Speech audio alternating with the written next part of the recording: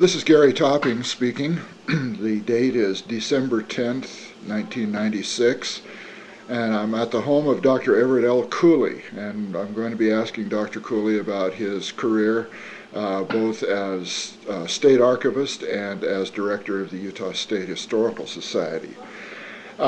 You just indicated before we turned the tape on that your first involvement with the Society was with the archives. I'd like to get you to talk a little bit about the inception of the archives and sort of how that got started.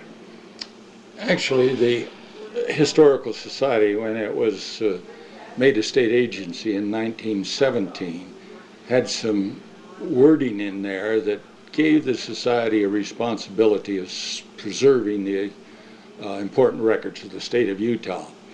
But nothing had really been done about that because there was sort of a dual responsibility there, and I don't know whether it's ever been really resolved, because the state constitution, in describing the responsibilities of the Secretary of State, makes that the keeper of that office, the keeper of the official records of the state. Oh.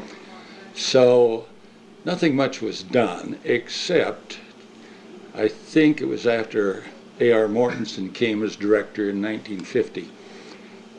He, reading the statute for the society, saw that they had some responsibility, and he was aware through his research activities for his doctorate that you had a state archives in most places, and Utah did not. So he started to talk about an archives program, but nothing much was done. In fact, practically nothing was done, except William R. Palmer was a board member, and he was an old timer from Cedar City. He was patriarch of the church and so on.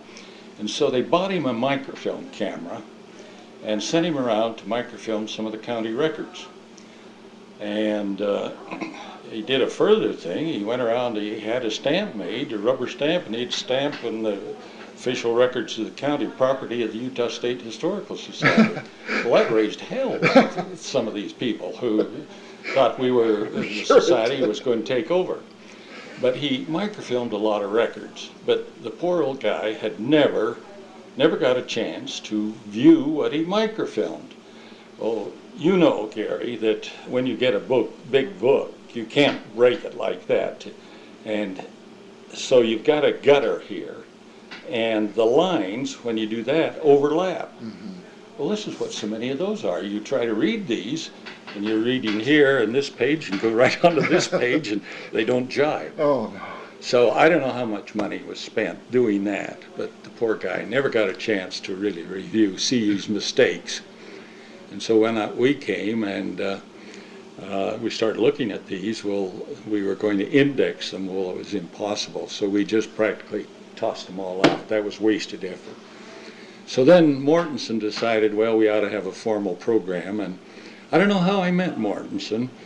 I was working with a book company at the time, although he knew that I had been an applicant for the job that he had, and so he invited me to have lunch with him, and we talked once or twice, and so he asked me to come to work for the Historical Society and establish a state archives, but he said he didn't have any money. Well, I wasn't going to volunteer my time, but he had a good relationship with Governor J. Bracken Lee, and as parsimonious as J. Bracken Lee was, Mortensen convinced him that this was a money-saving operation, a worthwhile operation to preserve some of these records. So damned if Lee didn't give. What's the term? An appropriation not authorized by the legislature. What's the term? It doesn't come to me. Yeah. Anyway, a deficit appropriation. Okay, yeah. A deficit appropriation to pay my salary and very little more. I couldn't hire an assistant at all.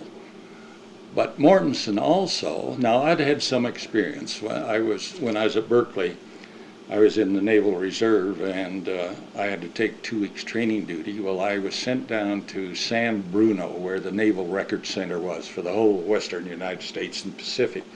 So I got some experience in archives work, and I suppose this is why Mortensen hired me as much as anything.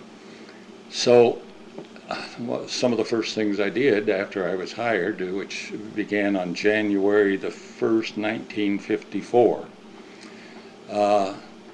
No, July the 1st, 1954. It was midterm, yeah. I started surveying the records, which I thought was the proper thing to do, see what we had. Well, I was appalled.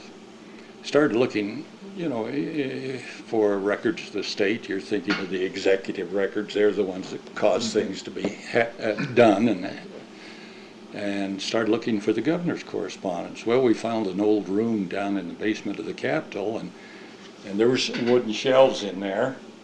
But here on the floor, scattered all over the floor, a lot of correspondence, and they were Herbert B. Maw's. Oh.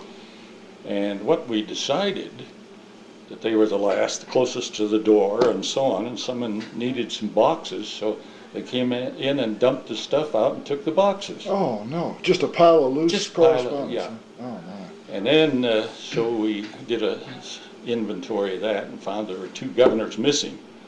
Nothing of Charles R. Mabie, although he was on the board of the Historical Society at the time, a Republican, one-term individual. There was nothing of Simon Bamberger. Oh, my. And so as soon as I had some help, we began to put this together, and then tried to find these missing ones. And I went out to Bountiful and met with Charles Mabie, and he says, I don't know, I left him behind my office. I don't know what happened to him. And contacting the son of Simon Bamberger, who was Julian down at the railroad, and he said, I don't know, we haven't anything. He did come up with some scrapbooks, and they are there now. I don't know whether they're in the archives of the Historical Society. Oh. So then we branched out a little bit, looking elsewhere. Well, the elected officials, the Attorney General, the Treasurer, the Auditor, and the Secretary of State had some vault space in their offices, but they were assigned a room in the lower basement. There are 2 basements there. In the deeper part, and oh Lord, when I went in there and saw what they had, some of it choice, the Secretary of State's files. This is where the old territorial executive records were, account books. Oh, my. And weren't being protected at all. The only one I know who had ever used those was Stu Groh down at BYU. He wrote his doctoral dissertation on the Utah Commission set up, so they were there. And then the Schofield mine disaster, which Powell wrote on, those records were there. Oh. The Mormon Battalion Monument Commission records were there, and just showing you the importance of these. In there was a choice diary, and here's the minute book, and as you know, they built that monument up there to the Mormon Battalion. Well, someone had been aware that down at San Diego, and I think this was in connection with the Pan-Pacific Centennial, Utah had an exhibit down in that, and San Diego was trying to gather everything. Well, the woman, and I don't think she was chairman of the commission, but anyway, someone on the commission, had learned that San Diego didn't have anything on the Mormon Battalion, which was very important to the founding of San Diego. So here's this Robert Bliss diary. Now, he was one of the men who marched and then came up the coast and then came back on the Northern Trail and came to Salt Lake City expecting to find his wife and family there, which they were promised. And he got there and there was nothing. He was so damn mad, he went back to winter quarters and got her, and then he went right through into California. That was it. But anyway, this woman took this Bliss diary, tore it in half, and sent one first half, the march to and the arrival at San Diego, for them, for their program, and kept the others here in Utah. So we published that in the quarterly. I edited it and we published it. So that's the kind of stuff we found there. And then over in the other vaults, equally valuable stuff. And what could we do? We didn't have any room. My office, the Historical Society at that time, was housed right west of the Supreme Court Library. And they had two little rooms there, and that's where the editorial staff and the library was. Some of the library books they had some empty space over in the library, and they were there. Well, I was around right in the Senate chambers. Here's the Senate main chambers, and then there's a series of offices. George D. Clyde was there as chairman of the Water and Power Board, and I had an office right next to him, and that was the archives. And when the legislature met, they'd kick us out of those rooms, and we'd have to go down in the rotunda of the Capitol, surrounded by our files and so on. You're trying to work there in the Oh rotunda? yeah, and people would poke their head in, and so on. So this is the beginning of the archives.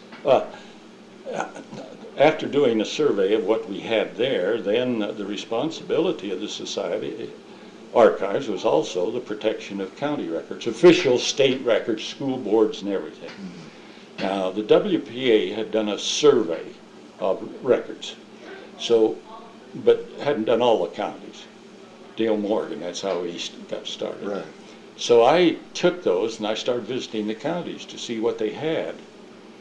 And I ran into some things that were unbelievable. And down in Millard County, now they have a fairly good courthouse place. And I went into their vault. Well, where are your records? Oh, they're out here, just behind the counter. What they had in their vault was the paper and pencil and the stamps, and this is what was given the protection, and the records were out and available to the public. Oh, no. And I went out to Tooele, and I guess it was the clerk, newly elected, and I said, well, now, I know, reading this register, you had some choice records. Where are they? He says, well, I've been in office now 6 or 8 months, and no one's asked for those, so I sent them out to the dump. Oh, no. So we then began to see a responsibility is make people aware their obligations, and that we were willing to help them, although we had no place to put any records. At least alert them to their responsibility and the importance of their records. Then fortunately, and I don't know how this came about, Ellsworth Weaver was the head of the Public Institute of Government in Political Science up at the university.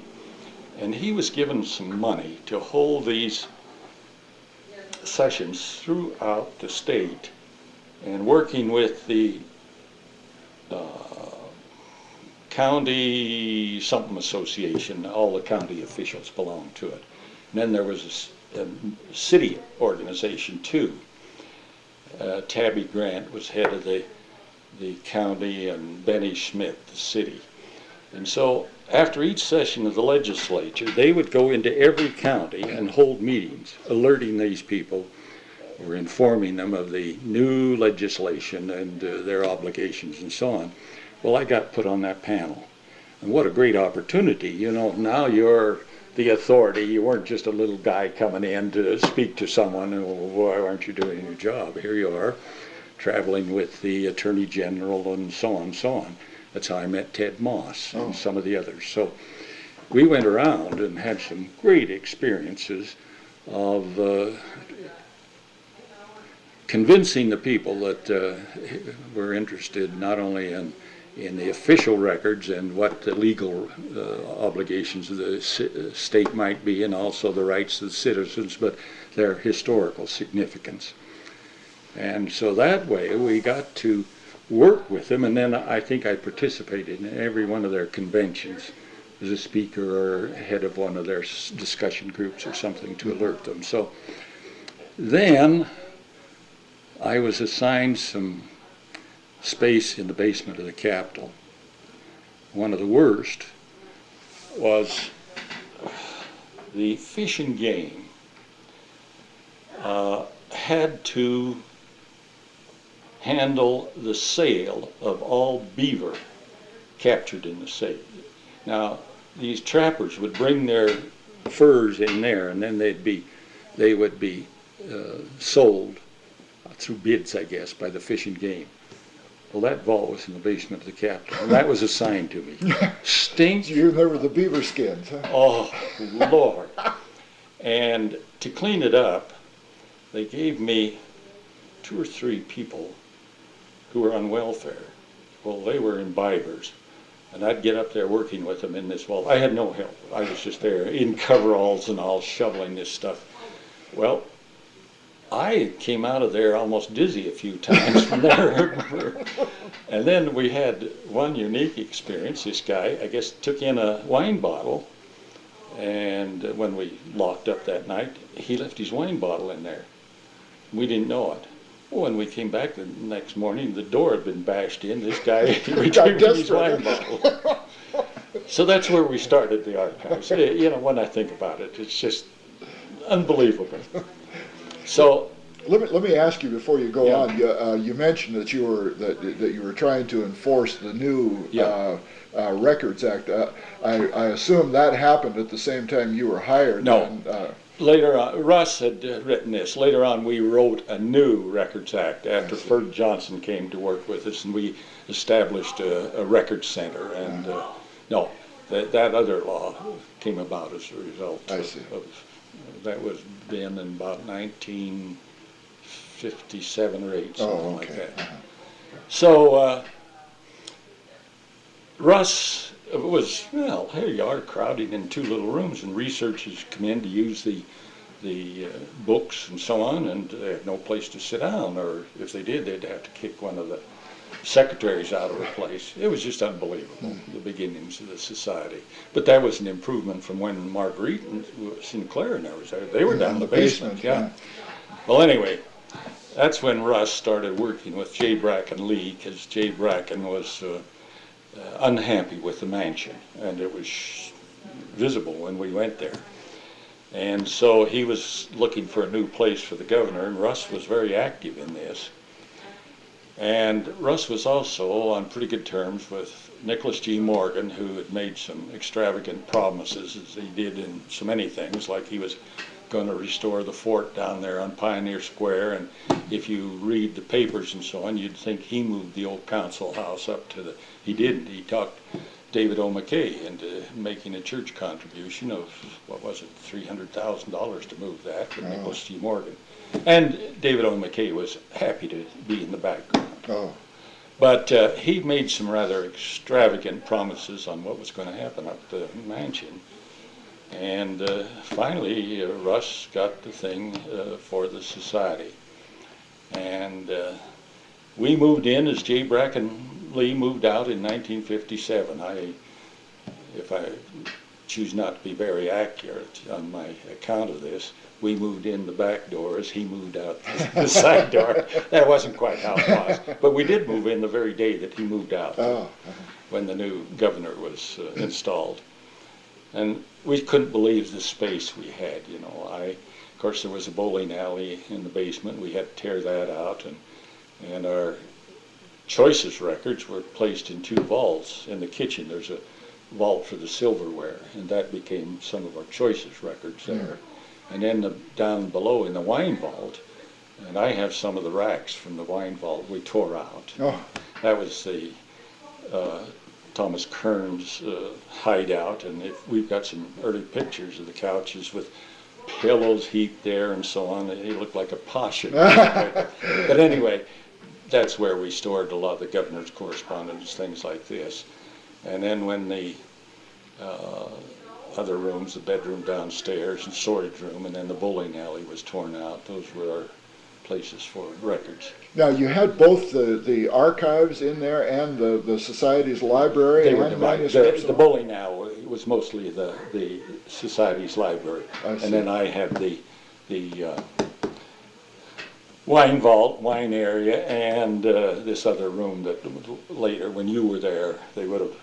I wasn't. Oh, you weren't there. Okay, yeah. There was another room, and that after the archives moved back up to the state capitol.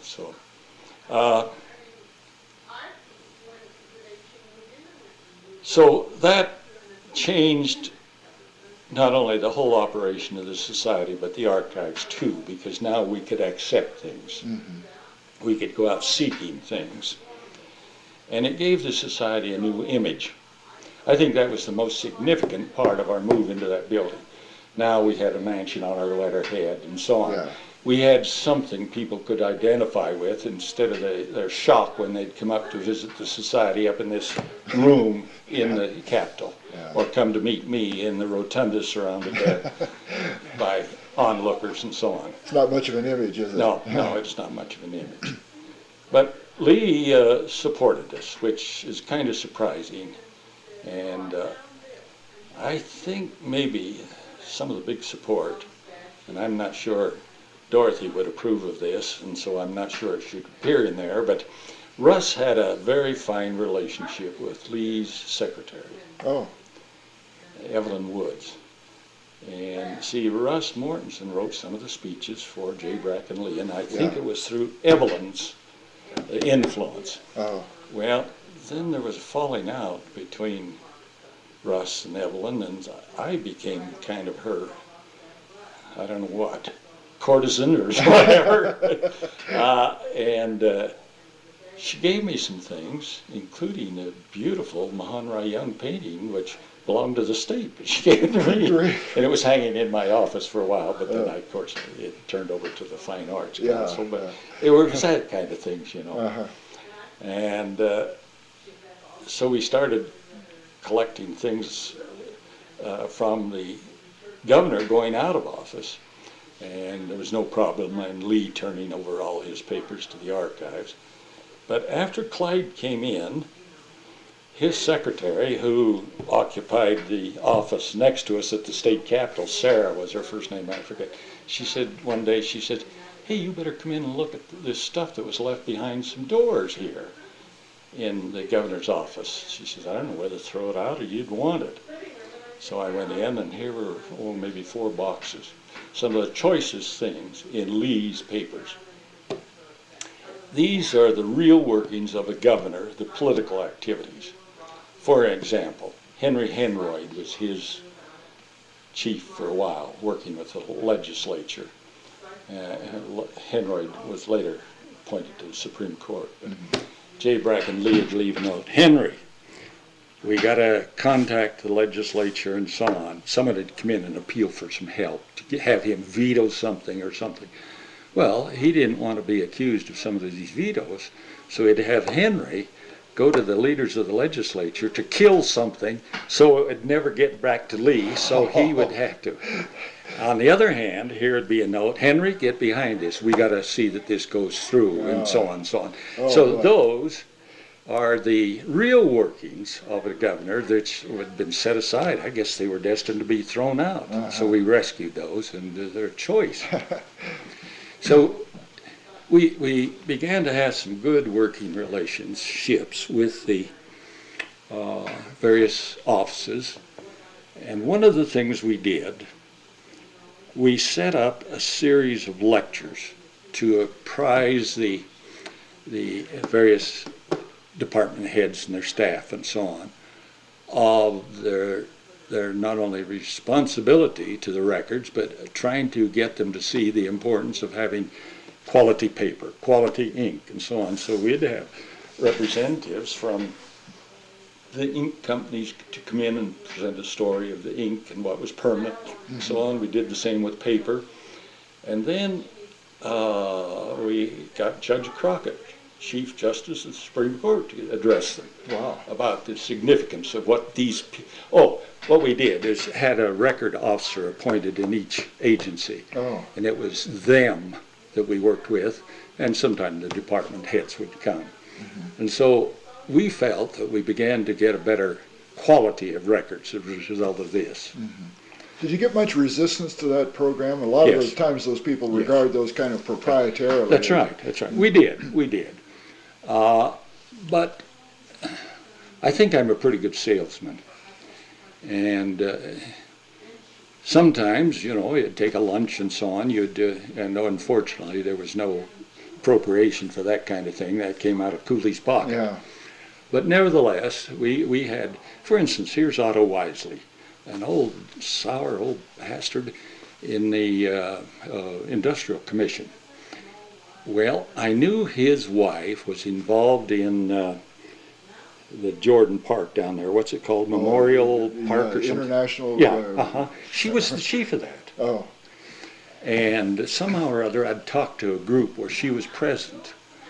And so I got friendly with her. Well, that got me into Otto Wisely's office, and as a result, he was most cooperative in getting the records of the Industrial Commission. Oh. So we had those kind of things. The value of association, membership in association, as I said, I became an officer of the state and local history. And first I was with the archives, and I'll have to tell you a little bit about that. I belong to the Society of American Archivists. And Russ and I once went to a convention in Philadelphia, and here were two rooms, and the archivists were meeting here, and here was these dull papers by Wayne Grover, who was a Utah chief archivist, and over here was the Society, or the Association of State and Local History. They were meeting, and who did they have as a speaker? A lively guy. Oh. And I was sitting here, and I couldn't tell which I was listening to, but I decided I'd rather attend that. So I joined the American Association because they did have joint meetings. Oh. But in talking with Bill Alderson, who was then the archivist of Tennessee, and he and I had attended this archives training program at American University. Oh. It was a month program on archives and records management. And once again, J. Bracken Lee supported this through additional money. Russ was a great salesman that way. And besides, they sent me over to Denver for a month to work with Dolores Renz over there on the archives program. Oh, yeah. But anyway, Bill Alderson was telling about what he was struggling for. In Tennessee, he recognized that, like Utah, we had our published laws, then we had the journals of the legislature. You have nothing like the congressional record to tell you the debates and what went on, all the details. This is just the journal is the subject, the committee signed to the vote. You knew nothing else. So he had made a study of the best method, and this is before tapes were really perfected. And so he adopted the gray autograph machine, which is a dictated machine. Oh. But it had a vinyl disc. You can twist those all on. So I went to the legislature and tried to get them to start recording their sessions. And I'd worked with John Roberry from Twilla, a good old guy. His grandfather was the probate judge out at Twilla and so on. And John was just one of those guys, because Twilla is largely Democrat, and he had returned him year after year after year. And we found some unpublished journals of the legislature for 1856. And here John Roberry's father was the speaker and very active. So when we came up with those, I went to John Roberry and I said, look what we got. And he said, oh, they've got to be published. They'd never been published before. So he, working with the Secretary of State, gave us money and we published those. Oh. Now there's still one session that's never been found. And I don't know whether it's 57, 58, or one of them when they moved south. Yeah. Well, anyway, so we published that, and so I went to John Roberry and told him what we were trying to do, and he said, oh, I'll get that for you. And so on a trial basis, we put it in, and the representative of the Gray Autograph Company brought in 2 machines, and we began recording the sessions of the House. And it was awkward as all heck. We had to have a microphone, run around and so on. No. So it was a real nightmare. It was a nightmare. It was. I worked with him, and I'd be toting the microwave. But it paid off the first session. That's when John Roberry had introduced an amendment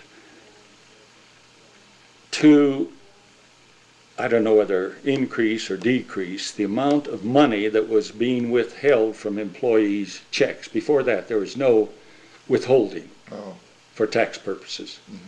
Well, when they typed it up, it was one thing, and John was sure he had offered an amendment, and they hadn't caught it, so we had to review the things. We took the tapes, the discs after it had been done in March, indexed them. my secretary. So right off, boy, that sold them. This is the thing.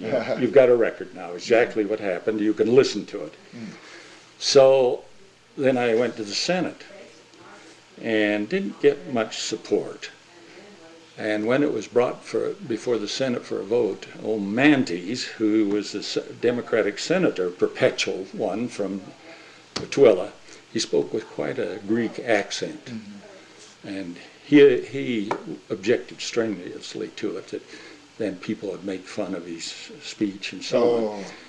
And I tried to reason with him. Well, heck, the newspaper people came in there all the time, reporters, and they'd hold a mic down and they could pick up, and you would hear that sometime on the news at night, you know. Didn't get anywhere. But finally, Bruce Jenkins, good old Bruce, became a friend of the society. In fact, he was chairman of our budget hearings once, and we approached him, and I think he might have been Senate president at the time. Sold and went right through. So then we began, and then later they installed microphones at individual desks and so on. So now, if people studying activities of the legislature, you've got similar to the congressional record, and none of that existed before. So wonderful. That is one of the things the archives got involved in. Speaking of technology, would you like to talk a little bit about microfilming? And I believe you're the one who hired Ferd Johnson, were you not? Well, yeah, but he wasn't involved in microfilming so much. It was Harold Jacobson. Oh, Harold Jacobson is the one I'm talking about. Well, I told you this camera that William Palmer had. It was just a little portable. It was a nightmare. You were limited at what you could do because there were legs on it and so on. Some of these big books would hardly fit. But we sensed the importance of microfilm because what we persuaded some of the counties to do is, the law says that in a case, a certified microfilm copy will serve the same purpose as the original. For example, what the heck is her name?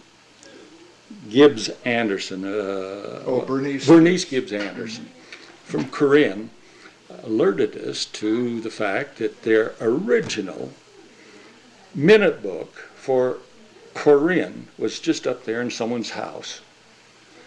And it'd be passed around whenever the clerk and so on. And she says, it's getting pretty shabby shape. So I went up and met with them, and they couldn't give that up, you know. And I said, well, here's the law that says this. And in the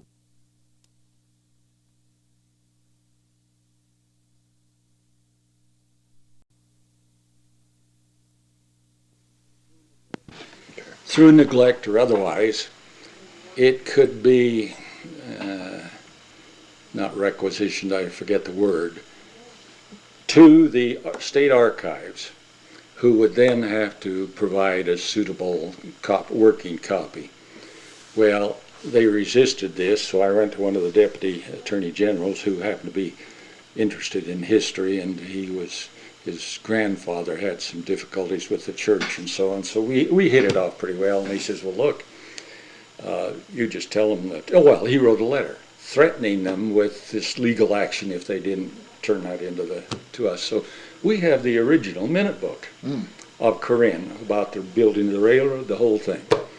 And in turn, we went through, because this was clear back to before 1869. Here's the whole record. And so Marge went through and selected pertinent ordinances, and then we certified those copies and supplied them. So that's what they have up there as their official record, and we have the original.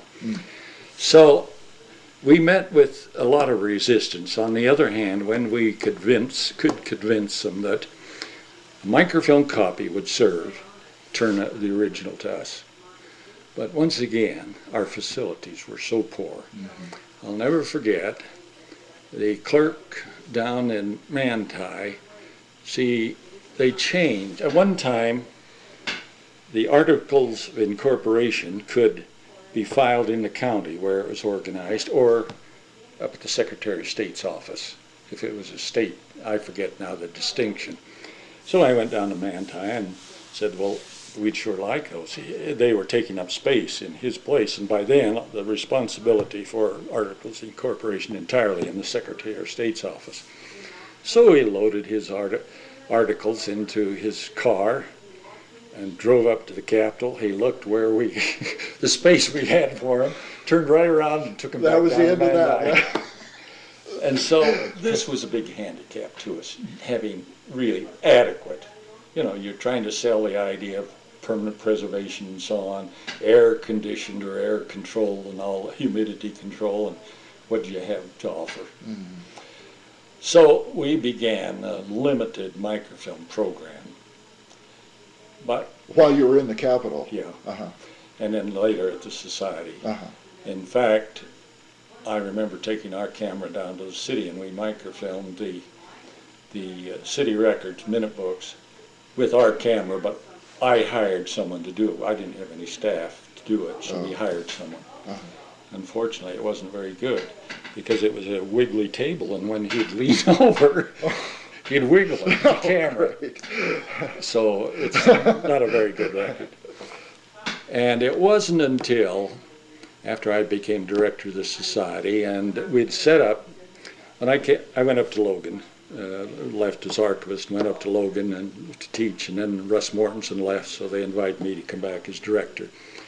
And knowing the trouble of selling an archives program to the legislature, we decided let's sell a records management program, which we did. Mm-hmm. We set up a record center in the basement, and here's a little aside on that. We had all this space, these shelves and so on, and we bought all these record center boxes and archives boxes, and we were having a big show with the governor there, and there was a thing, and Grant Iverson, our president, says, "Oh, Lord, they come down here and see all these empty shelves. Why all the fuss?" Because we hadn't really had a chance to get into operations. Yeah. So our staff went up there shoving empty boxes on all these shelves so that they would try to impress Looked like you had a people. full house. But anyway, when we got that, then we could offer some better protection to records out in the county. So we began to collect some. And then through a disposal program, these people had saved everything, yeah. And so we set up a records committee. There was the Attorney General, the Secretary of State, the auditor, myself as head of the Historical Society, and we set up schedules so that on some of these records they didn't have to get approval to throw them away every year, that they were, it was just they'd have to notify us that 1 year more is ready to be disposed of. Mm-hmm. So we began a records management program, and in this we could come up with some savings. Mm-hmm. Rather than go out and buy another file cabinet for $100 or something, we could throw away these records, and Ferd was good at, I wouldn't say padding the records, but he could manipulate them so it looked like, well, we've only spent $50 on microfilming and we've thrown records away and freed this much space, and so we've made money for the state. Mm-hmm. But that went over. You could impress the legislature with this. So as a result of our records management program, we did get an increase in appropriation because, see, when we hired the records management, that used the archivist's salary. So finally we had enough, and Harold Jacobson had a wide experience all over the world with the LDS Church Genealogical Society, and he was one of the foremost authorities on microfilming in the whole country. Mm-hmm. He was on the national committee and I don't know what all. So we hired him, and they were up in the society, in the mansion for a while, and then we thought the coach house would be good, but by then the state library had remodeled the coach house and moved in, so we'd have had to kick them out. Uh-huh. So we went back to the Capitol where we'd been before, and then that's when the Little Hoover Commission came into play. Okay. We thought we were doing pretty well. We tried to hold our microfilm to real essential stuff, and did not only state records but county as well. They'd bring their records in and we'd microfilm them. Or in some cases, we talked them in to set up their own microfilm program, Oh. so they hired an archivist up there. Well, that's when the state government was under survey of the Little Hoover Commission, with Joe Rosenblatt in charge. Now, Bob Hefner had been hired by George Clyde to do some study on government reorganization and so on. And so there was a little ferment at this time of improving the efficiency of government, even before Cal Rampton came in. But they hired Booz Allen and Hamilton to come in, and they were efficiency experts and had little regard for history. In fact, we thought we had been real shafted, because I don't think that our interview with the man sent to study us, I doubt it was a full day. Oh. I'm quite sure it wasn't a full day. And now he went out as an authority. Mm-hmm. Well, they had already done a program up in Alaska, Booz Allen and Hamilton, and they recommended certain things that we were opposed to, and one of them was separate archives out of the Historical Society. There was a misconception on their part that the Historical Society, as in some states, is a private organization. They didn't sense that it was a essential part of state government. Mm-hmm. In fact, there was a guy by the name of Whitehead that came from, he was hired by what, I don't know, but he was in New England. And he came and looked at our operation. Well, as much as we thought we had stressed this, that we were a state agency, in his damn report, it looks like we're a private organization like you encounter in New England. Mm-hmm. So we got the first hints of what was happening, and Harold, I kind of think, I have no evidence of this, it kind of stabbed us in the back, that he wanted to be separated from the Historical Society. Now, it's true, when I was taking the archives program at National Archives and American University, they talked about successful records management be placed directly under the Congress and the National. And see, that's what happened. They pulled records management out from the National Archives. It was set up as an independent organization. Mm. Well, that happened here. Mm-hmm. And the law, as it was written, and we had nothing to do with it, but it was as a result of the Booz Allen Hamilton study, they separated the records management out of the Historical Society only in the sense that they gave their budget to the finance department. And yet, by law, I was still responsible for the program as head of the Historical Society. Hmm. And I'll never forget going up to the finance department. There had been some dispute. I don't remember what it was. And I went ahead and I said, well, look, how are we going to work this out? It says, I'm responsible. You got the money. He wouldn't approve what we were proposing. He says, well, face it. He who controls the purse strings controls the operation. Well, then I just faded off. Yeah. And that's when Charles Peterson came in. Oh. For when they finally corrected that, the next legislature. Oh. That's when he came in with all the headaches. Uh-huh. But I have this to say. I'll bet their budget tripled in the next year. Once it came under the finance, which was Sure. the ones who controlled the money for the state. Mm-hmm. And so that's when Harold got into, good Lord, he had about 10 cameras in operation, had his own dark room, his own developing, and I can't say that it was all bad. I think there was a lot of microfilming that was done that shouldn't have been done. Mm-hmm. It was unnecessary, but Harold wasn't very discriminating, was he, no, about he things wasn't. like that? No, he was not. No.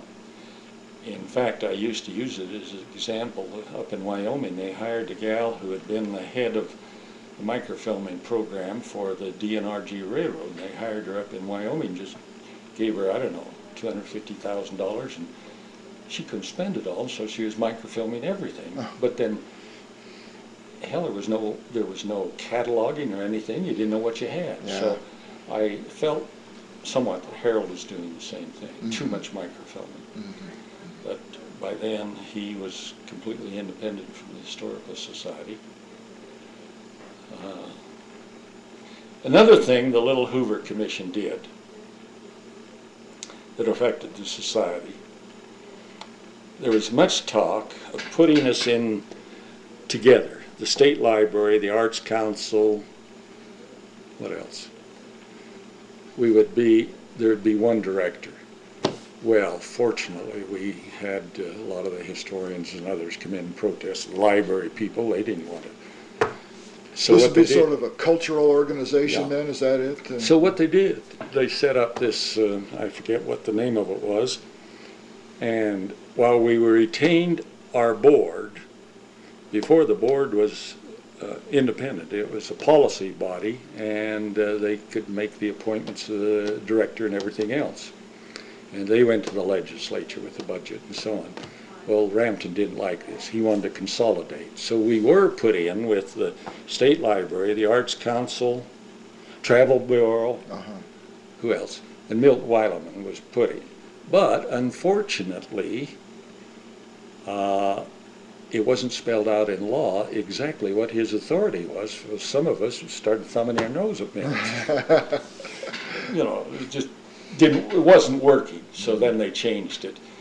And that really, these big changes came about, once again, just as I was leaving, and Charles Peterson had to work that out. And then I forget who they put in. Milt Weileman was more interested in these restaurants and a few other things than he was being a good administrator.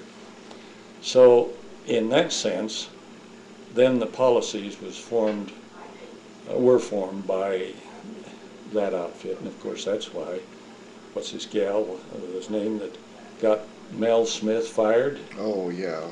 See, then... Alice Shearer. Yeah. Yeah. No reference to the board whatsoever. The board was just I guess, a counseling organization. Before that never would have happened in this society. So that made quite a change in the operation. Okay. So that was our role with the Little Hoover Commission. I wasn't happy with it at all. Yeah. Well, it has to have been a tremendous financial disaster for the Historical Society, at least, just being cut off from...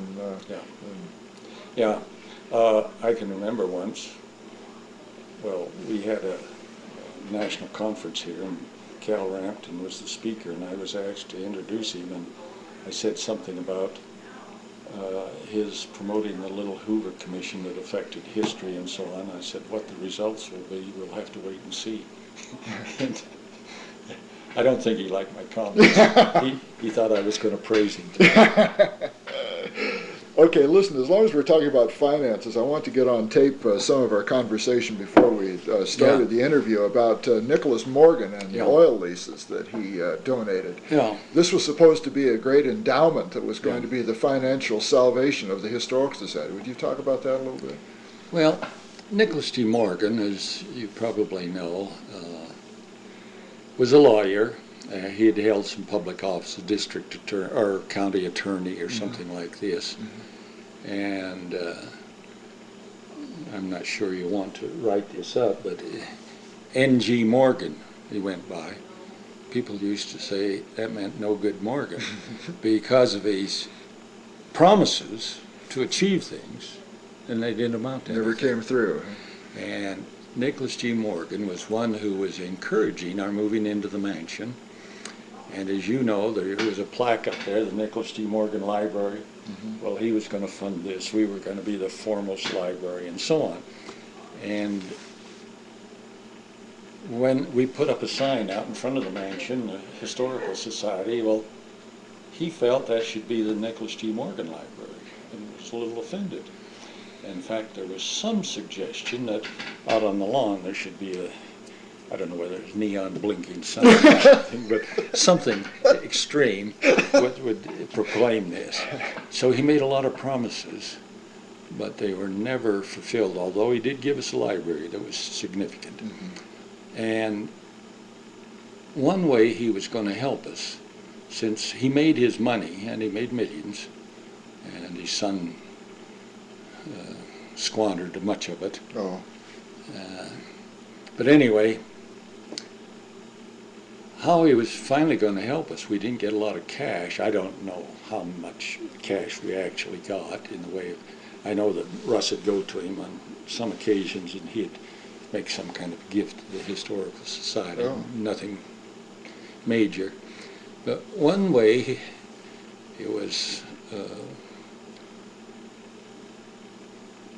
at least advertised as such and publicized that here he made this great grant of oil stock to the society, because he had made money down on gas leases primarily in Emory County, and so he was going to help the society out by letting us do the same thing. And I think it went on for 2 years before we finally became aware of what was going on, that this is when Russ Mortensen was the director, that we were having to pay patent money each year, and so rather than money coming in on these things, we were taking money out of our budget. Mm-hmm. Well, this is when I guess Leland Creer and some academics were in charge, and if you ever want a pitiful performance where you're trying to present a budget to the legislature and so on, get one of those guys in your advocates. You're dead for sure. Yeah. So we got a new board, including J. Grant Iverson, who was a very prominent attorney and active in the Republican Party and so on, and he became president, and I guess we had some new board members, but Grant once wanted to know what this outlay was, and we had quite a discussion. I can remember his going up to the Capitol with me in the finance department. We went over this, and he said, "This is crazy. Those things are worthless. That's why they were given to the Historical Society." So, can I just interrupt just for a second? I need to get, I'm not a mining law expert here. I need to understand a little better how this would work. My understanding is that these were leases that Morgan had on state properties. That's right. And that then the society would have to pay a periodic fee for these leases. to keep these current. And the idea was then, the hope is that someone would drill on those That's right. properties, and then the society would get part of the profits. That's where our hordes of money were supposed to come from. Okay. These leased properties. Well, anyway, here we were paying out money, and Grant Iverson said, "This shouldn't continue because these are worthless properties." So we were going to just discard them. And suddenly we learned that, and I'm quite sure it was Texaco, had made the proposal that they wanted to unitize our lands in connection with those lands surrounding us. And unitizing them meant that, okay, if perchance they should strike oil or gas on our property, then we would have to share the royalties with these units that they'd established this whole territory as a single unit. And so anyone finding oil would share their profits with all the others. So that looked like, well, there'd been some discoveries around there. There's a possibility. And at this time, Nicholas G. Morgan then appealed to the state, the society, to return some of these leases to him. Because it looked like it was going to be some money made there. Huh? It's a possibility. I think he gave some other excuse, but that's what it looked like to us. Mm-hmm. Well, Grant Iverson says, no way, he's already got a tax benefit from donating these, and we couldn't turn around and return them without his reimbursing the state for what he'd got. So that infuriated Nicholas G. Morgan, who was on the board, and he resigned from the board. And I'm hazy. What happened to those leases? I don't know. I suppose we rejected them after a certain time because I think it was a decision of the state that we could not spend state money to pay the annual fee on that. And the only way we could have done that if we had raised money, individual money, donations, and then pay it. So I think there was some discussion of that in the board minutes. Let's see if this makes sense to you. In the first place, this business of the society speculating in mining properties, my understanding was that it was somewhat allayed by the fact that it's only state money going from one agency back into the state to another agency. I think that argument came up. The other thing that I think I know about this, and I'd like to check with you on, is I think that from what I can tell, the minutes just kind of gradually stopped talking about this. But my impression is that those oil leases were just kind of gradually allowed to expire. I think you're right now. We refused to pay the annual fee. Mm-hmm. So they were not renewed, and so they just reverted to whatever. Okay. I think you're right. Okay. That was my There was impression. no overt action on the part of the board that say we reject these or anything. We just won't pay anymore. Mm-hmm. So, see, they were not all the same period. Mm-hmm. Some of those would still remain property of the state historical society, say for 4 years or whatever, and some would revert. Continue a little further. Yeah. Yeah. Okay. One of the things I want to talk about in this history is this flap about the lone cedar tree.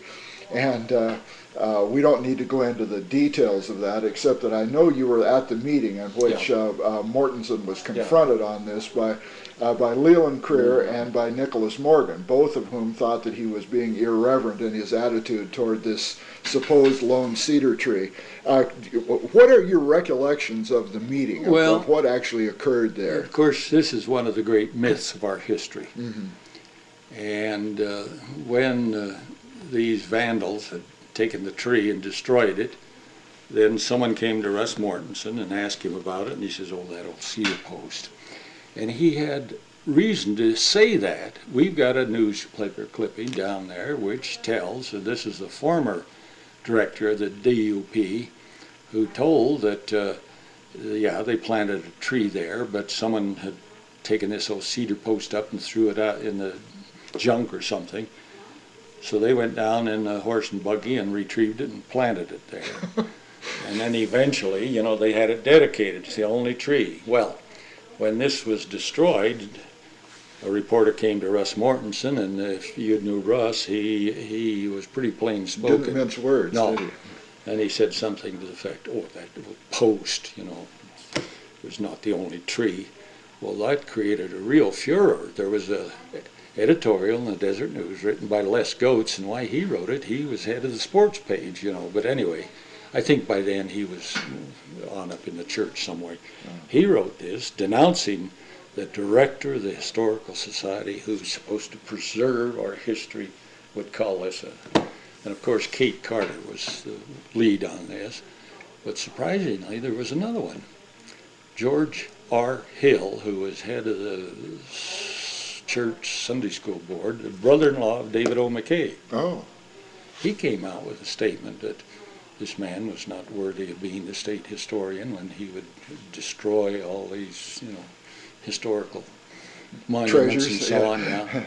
Well, I think it was a special board meeting called over this because they were demanding that something be done about this renegade.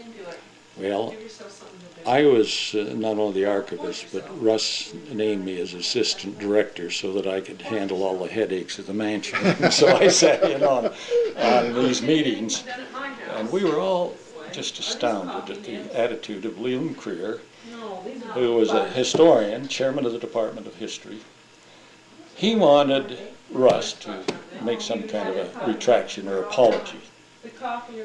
And this was discussed in the board, and damn if Nicholas G. Morgan didn't support this.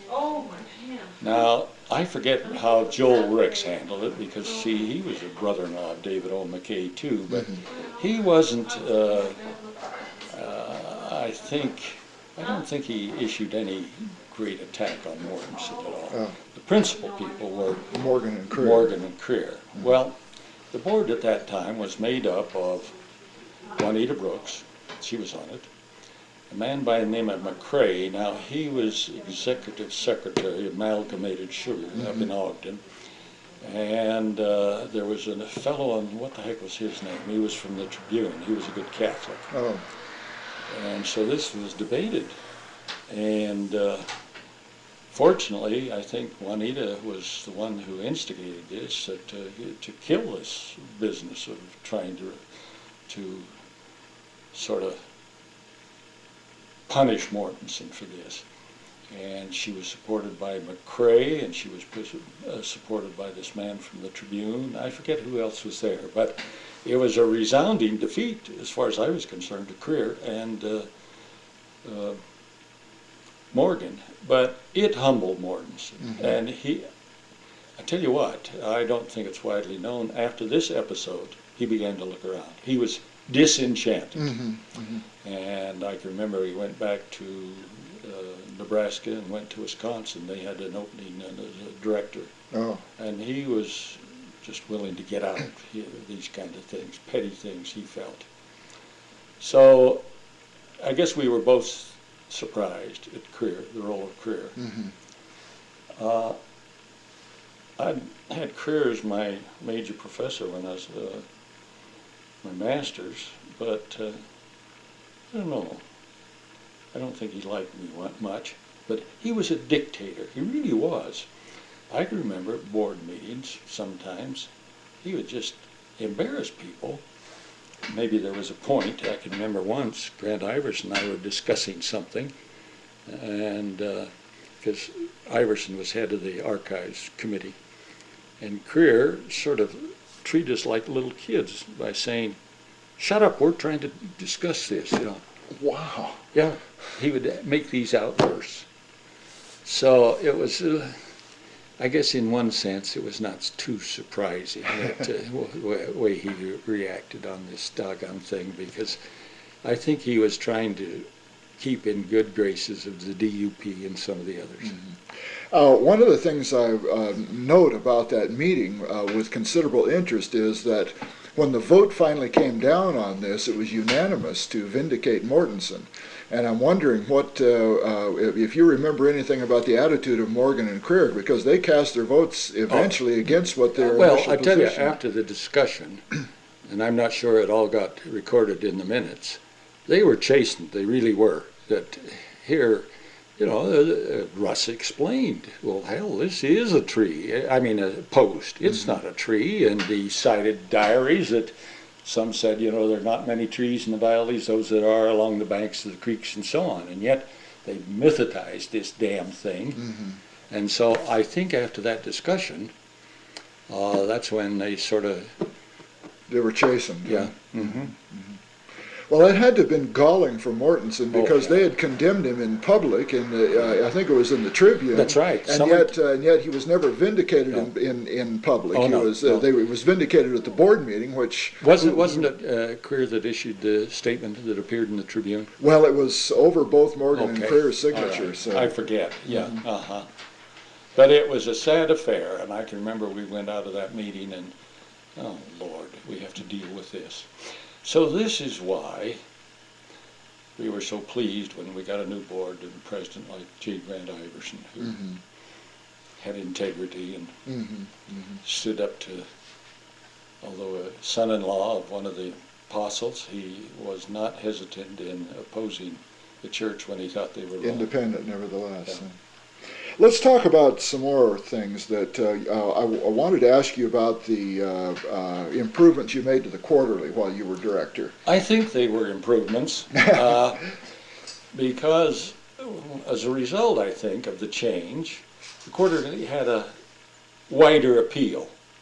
In fact, we can see that in our memberships. You know, the chief benefit to membership in the society was to get the quarterly.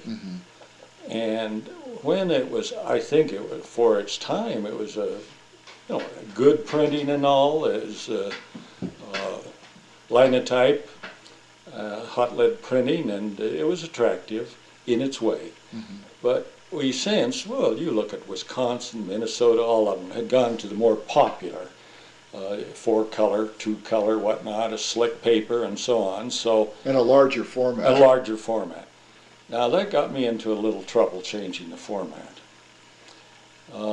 Bill Smart, who is a collector of this quarterly for years, I don't know whether he wrote a note, but some did, to the board, what in the hell was I doing? Now he had to build another shelf because he had this size and that.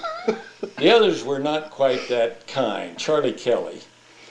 Now Charlie had been a friend of mine, a friend of the society for a long time. I got him a citation for all the work he had done and by the American Association of State and Local History, but well, that was after this. He wrote a letter to the board. He thought I should be fired. Really? That I had now, I don't know, reduced the State Historical Society, nothing more than another one of those who just propagandizes state history. And the board answered him that if he could point to any content change, that I had depreciated that.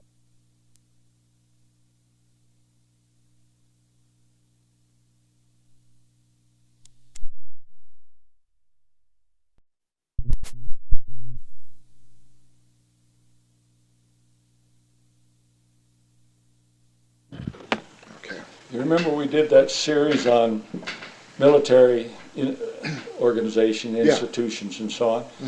We thought at that time that, well, this is current history, it's true, but here's information that if we don't do something about it, the role Utah played in the world war, that it would be lost. So we got Leonard Arrington, Tom Alexander mostly to do that series. Well, Charlie Kelly says, well, this isn't history, this is current events. Because history to him was cowboys and Indians and exploration, so on. That was history. Yeah. But we won a lot of praise for that, and we did that, and we did articles on businesses like the Del Monte P business and so on, the canning industry of Utah. It's true, I guess we let up on the issue of Indians and all, but then that was taken over by the Western Historical Quarterly, that for every one article received on any other subject, they had 10 on Indians. So I guess in this sense, we changed the content of the quarterly, but it was the format, I think, that appealed to a lot of the people.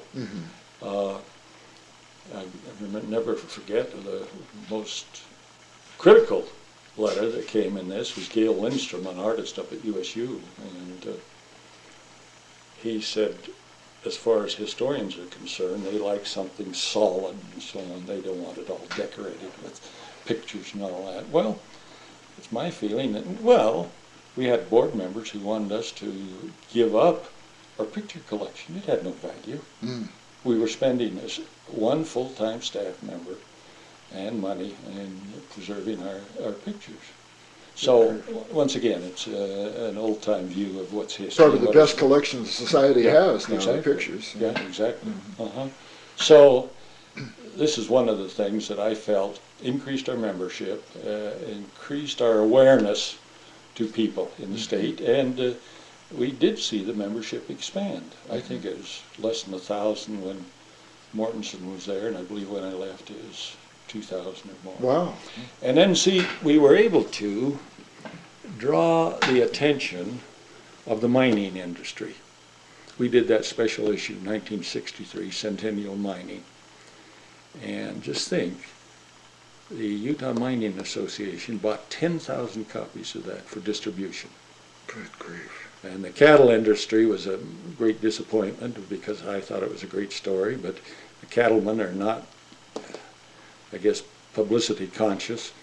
And we published our normal printing, I think it was 2,500, and we published something like 4,500, and I think we ate half of them because they just didn't get behind us. They turned it over to, get this, their name is the Cowbells, the auxiliary. Oh yeah, I know that outfit. So they were holding their big convention up at Bear Lake, and we sent 2 of our staff members up there with a collection of these, and cattle issues just come off.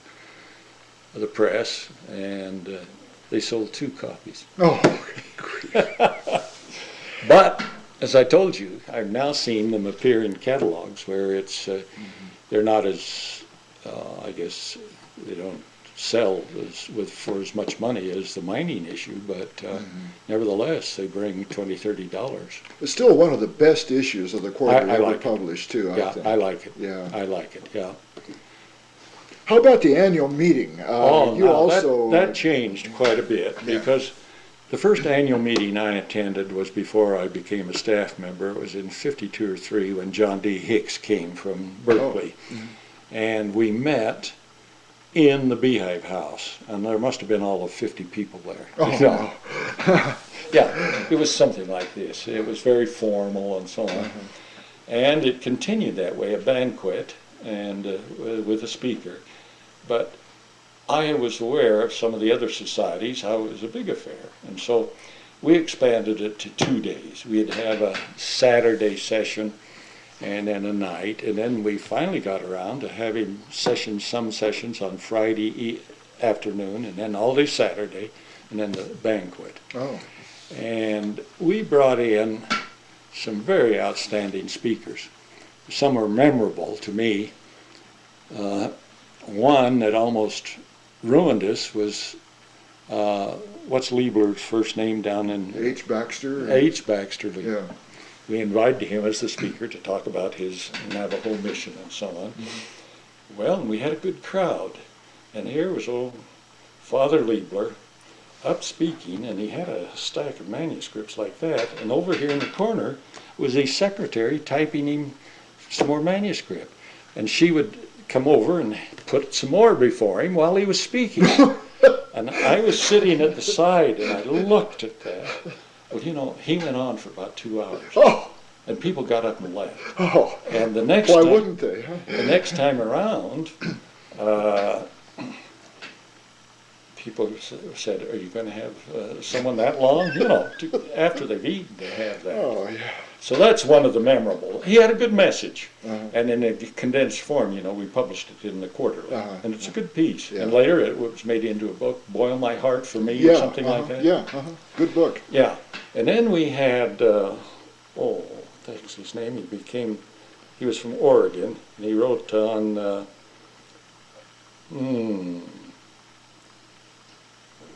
the great something of Pacific Slope. Oh, Earl Pomeroy. Earl Pomeroy. Now, we had alerted him to what our audience was. They're not professional historians.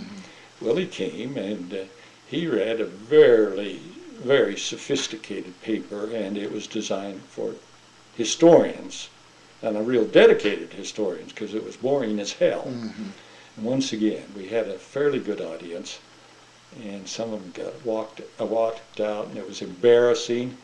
He's a real soft-spoken guy, He is, too. he is, Anyway, he really that is. doesn't Yeah. keep people awake. Yeah, and then we've had some lively ones, but the one I think that stands out in my memory, and what would be the year? 65, was it, when we honored Fawn Brody?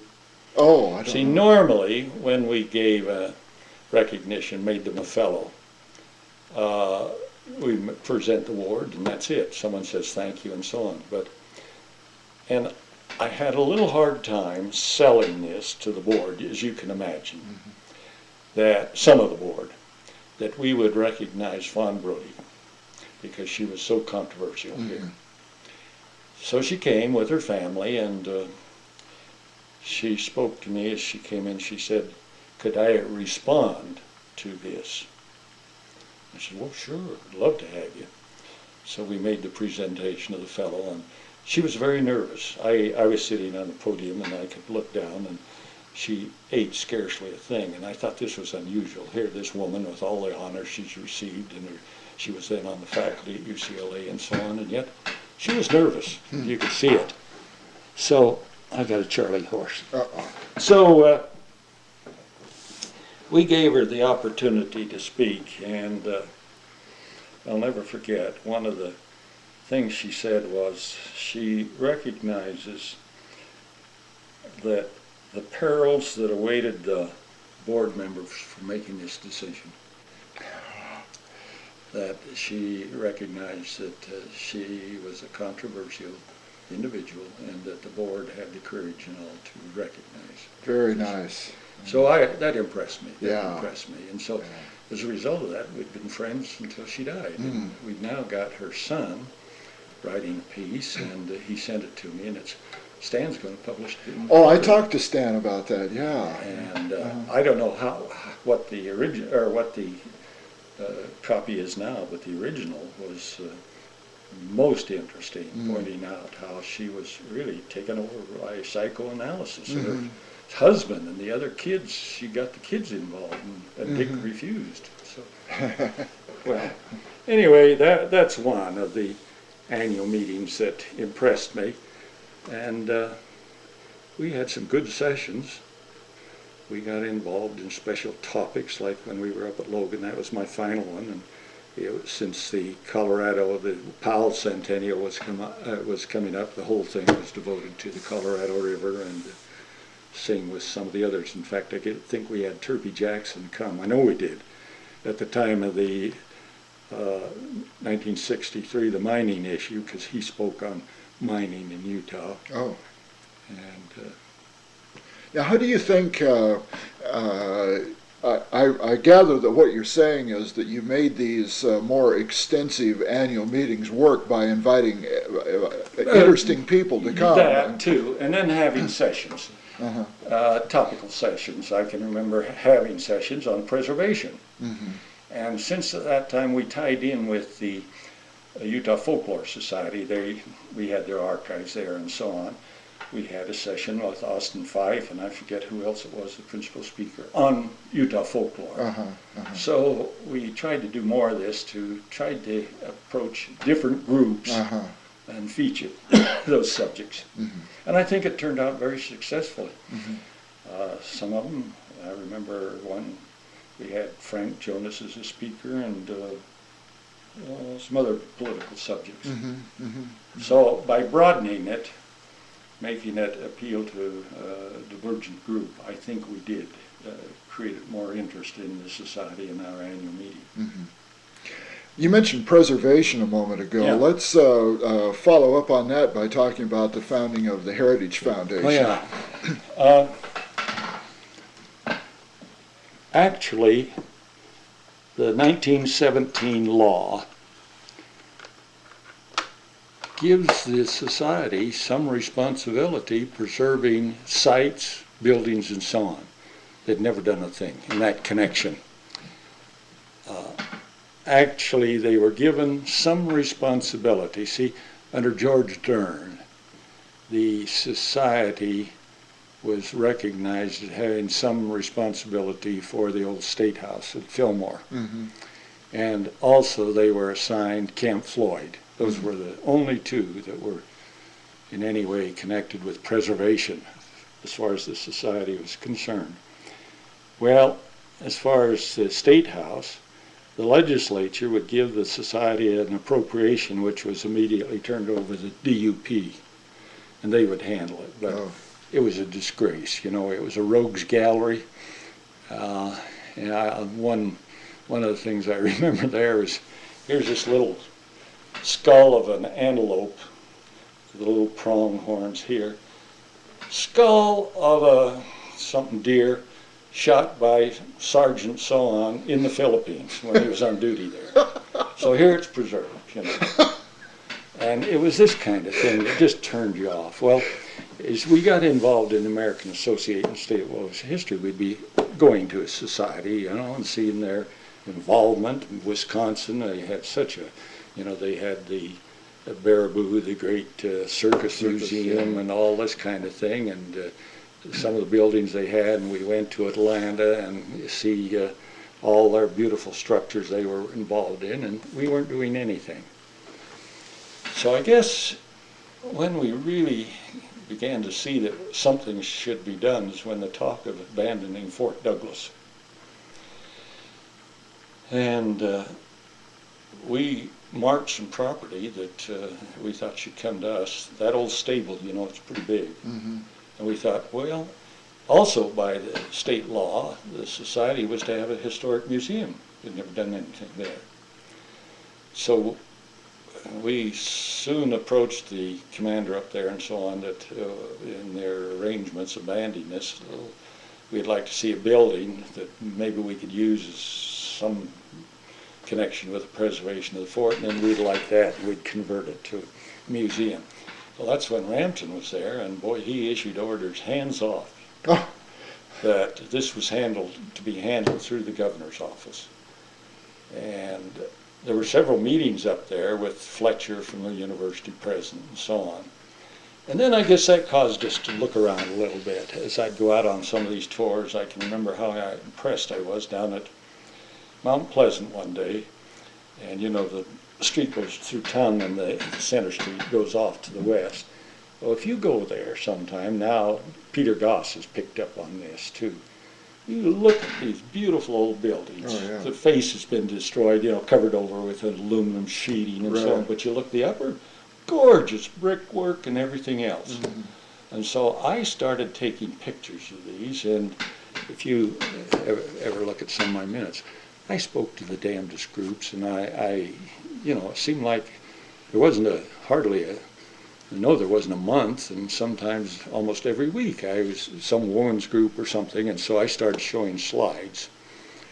Well, then the Preservation Act of, what was it, 66 was passed, and Fred Markham was head of the AIA chapter for Utah. He and I went over to the meeting, the regional meeting held in Denver, and this is when they were encouraging us to get going on preservation. And so I asked the board to take a look at our program, and the committee was set up to sort of study what we were doing and how we should expand to cover those areas where we were charged with this. And out of those meetings, and I was named chairman of the group and so on, and we got people from up at the university. There was archivist, so Jess Jennings was a member because he was, we had grandiose ideas. We got in the biologists, the zoologists, the forest people, and so on. For instance, there's a choice piece of property down in Mona.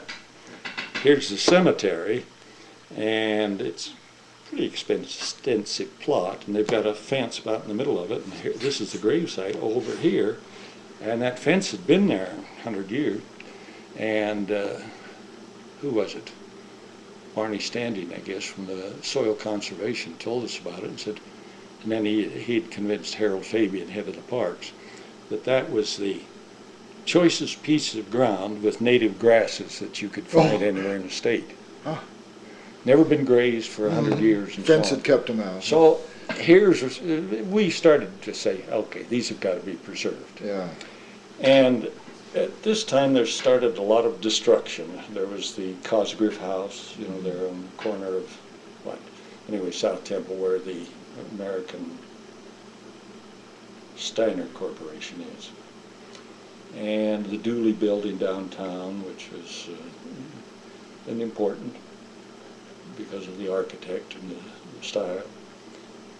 But then the thing that really pushed us into forming the Heritage Foundation to make efforts to preserve these things was the threatened destruction of the Heber Tabernacle. And I went up to, I don't know how many meetings to meet with the county commission, the city council, the stake officers up there, and got ward royals from the travel council, and I don't know who all we took up to try and convince them that they had something unique there. I don't know whether you remember it. Here's the tabernacle. Over here was the courthouse. Here was the jail. And here is the old recreation hall. And it's unique. There's one up in Bear Lake. No, they tore it down up at Paris. These old social halls, they had a great dance hall, or dance floor, and it was constructed on springs. Oh. And so you got this swing. Oh, wow. But it was hell when they turned in a recreation hall and they tried to play basketball on it. You know? Well, anyway, we thought this ought to be preserved. Here, now, this was the original town plan, you know, in a lot of these places. They had it there in Paris, Idaho, Bear Lake. you had a central square, all the functions of social life, political life, and so on. So they were going to tear that down. They had to have that spot to build a new tabernacle, and then they would need this space for the jail and where the jail was and so on. And they had already started to tear down the old county courthouse and put up a new one, crowded in there. And that's when we encountered difficulty. We were trying to get an appropriation from the legislature to help us on this. Well, the county attorney and the state president came in my office when I was there at the mansion and threatened my job if I persisted in this. Oh. Well, that made me pretty upset. And so I immediately went to Grant Iverson, and he says, they can't threaten us. And we went and met with Hugh B. Brown and the first presidency and so on, and got some changes. But one of the things they demanded, okay, if they couldn't tear it down there, because they had to have a new stake center, and we would have to buy the property that they used for their new building. And Grant Iverson, among others, here's where Milt Weileman and some of the others came up with some money. We did raise $60,000 to buy that property where they put up the new one. Grant Iverson put up $20,000. Here's a man who put his money where his mouth was. Boy, he was. So we saved it, but we saw the danger in this. If they could threaten us, because what he said is, if you persist in this, the state senators from up there, and we've got a representative, your budget's going to be, we're going to take care of you. Mm-hmm. So that's when we decided, well, we've got to have an independent organization that cannot be threatened. So then I was appointed this chairman of this organizing committee to set up what we call the Utah Heritage Foundation, and we set about to raise money, independent money, and we got grants from the Union Pacific, from Travis Estate, and several others. So we got started in this, and once again, when we were there, it was primarily an educational thing, although we could go to the legislature, and we did get a law inserted into the books that to preserve some of these buildings, that we could set up historic districts in a town, in the city, and so on. For instance, now they have them. The Utah Historic, or the city has a historic group, and so on. So that is one of the first things we did. And then started this educational program of having slides presented. The Junior League got involved, did a survey of the avenues, and I put together a slide program of significant buildings and so on, and this was used by various groups. And then Bob Bliss, up there, chairman of the architect department, got HABS grant to do a historic building survey, and Garn Hatch did the same thing on historic engineering survey. And for instance, they did a survey of the old causeway up there, the trestle. Yeah, Lucin. Lucin cutoff, and several other things like the old power generation thing as you go over to Heber. A lot of those. The power thing at the mouth of Provo Canyon. And so those were all measured, photographed, and so on. So, wow, I didn't even know about that. Yeah, that's part of our early efforts. Historic engineering survey. That's right. Yeah, some real significant stuff there. The sugar factory was another one of those. Mm-hmm. So if I look at some of my achievements, ranking high is the founding of the Heritage Foundation and what it's been able to achieve. Originally, there was no intention of acquiring property. They changed their constitution bylaws to then acquire property and then resell it, save it if it's immediately endangered, and then. But our greatest defeat, and this is when we were in the early years, was the loss of the Colville Tabernacle. But it also, all the publicity that got, I think that's where we see a change in mind of the church. Because then we begin to see some cooperation. Mm-hmm. Well, they couldn't save ZCMI, at least they put a lot of money into preserving the facade of it. Yeah. And see, if it hadn't been for the opposition by the Heritage Foundation and other groups then, the tabernacle at Bountiful would have been torn down. Oh. And the one at Brigham City was threatened. Wow. Instead of that, they put money into it to restore it, Mhm. and the same with the one. So, as a result of this, I think there has been, well, when you think of the cooperation in that Social Avenue project, Mhm. you know, the church paid for that, and now what they've done, I think at the mouth of City Creek, there's been a decided change, and I think it's through the efforts of not only the Historical Society, but the Heritage Foundation, making people aware of our heritage.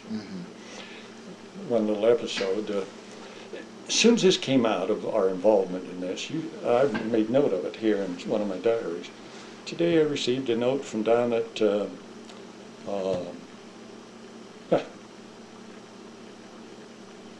what's the town after you leave Flaming Gorge and you go out and to go up to Heber City? Oh, Manila? Hanksville. Hanksville, oh. Here they are. They had a little church, and it's a little adobe, I think. And the Mormon church was going to tear it down and build a new chapel. It had to be right there. They couldn't do it anywhere else, you know. Well, the people didn't have any kind of public structure where they could gather anything, so they wanted to take that over and make it. Well, I can remember I met with the chairman of the church building board, and he says, you know, we don't think anything of that. That's not a Mormon church. It was originally a congregational church. Oh. Although it had its history, you know. Yeah. It wasn't a Mormon church. So we don't give a damn about it. Yeah, oh no. And you know, if they'd have had their way, the wall around Temple Square would have been torn down. Really? It's adobe, Uh-huh. and it's true. Some of it was crumbling and all, but they could have plastered it up again. And I think there was a portion that was torn down and bricked rather than the adobe inside. But the whole damn thing would have come down. And the same with the Beehive House. See, that was destined to, they were going to expand the church grounds to the Lion House and Beehive House. They needed another garage there, you know. And they were just going to tear down Yeah. those buildings? Oh, yeah. Oh, Yeah. And fortunately, George's Cannon, who was the son of George Q. Cannon, he'd been involved with us. In fact, he was one of the early supporters, and then on his own, he took efforts to preserve things. He went to the church and said, you know, you're not going to do this. My grandfather was involved in it, and the George's Cannon, he was also a great-grandson of Brigham Young. Oh, so he had family connections, you know. Yeah, So they changed their mind. yeah. But it took a lot of effort, and God, when I read that, I can't believe the times I was called upon to go here and there and so on, talk about preservation.